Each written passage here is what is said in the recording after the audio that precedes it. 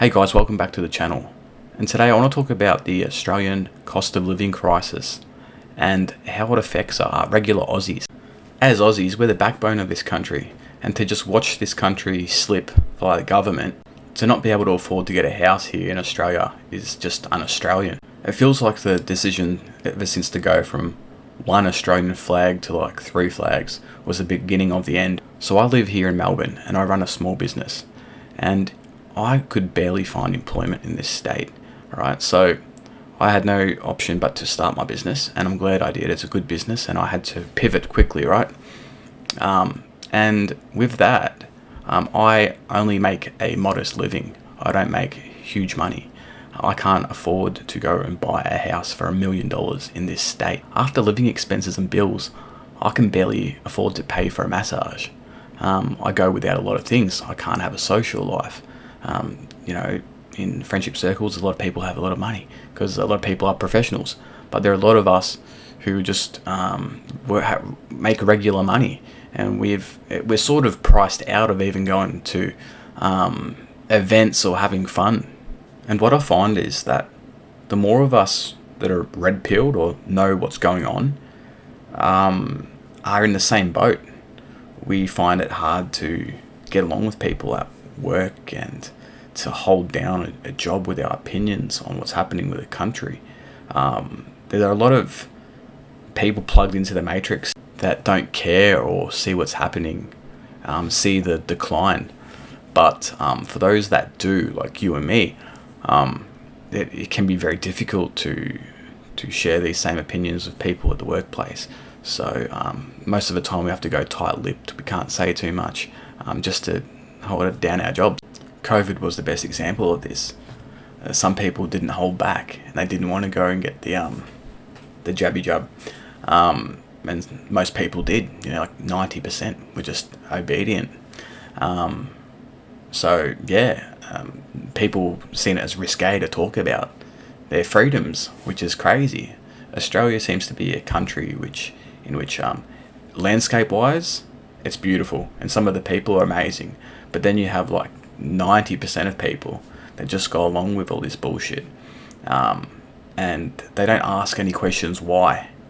And it's the reason why the living crisis is the way it is. The people running the show, let's say the elites, have pushed wealthy people right up, and us working class, middle class, way down. It's a big shift. Like, I'm surprised any of these average people like you and me can afford to go on holidays and buy new cars and luxury brands. I think they're going without a lot of other things in order to afford some things that they like. Like, how do some of them afford a home?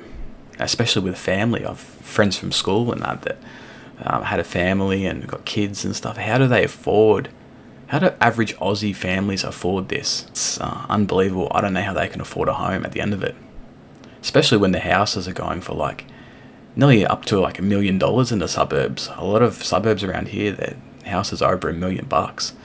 Even in my area, it's like 800,000 plus. So who can afford the average cost of living nowadays? Well, a lot of inner city and outer city professional types, yuppies that get lattes on a Tuesday morning, they seem to be the only people that can afford a lot of modern conveniences. A lot of us are going without. And with immigration so rampant, it's only going to continue to get worse. So where do we go from here? What I would probably recommend if you're in your 20s, 30s, even 40s, is probably moving in back home if you're single. If you're not single, you should probably maybe bring in a couple friends. I know it's not ideal when you just want to live with your partner or whatever, but you may have to.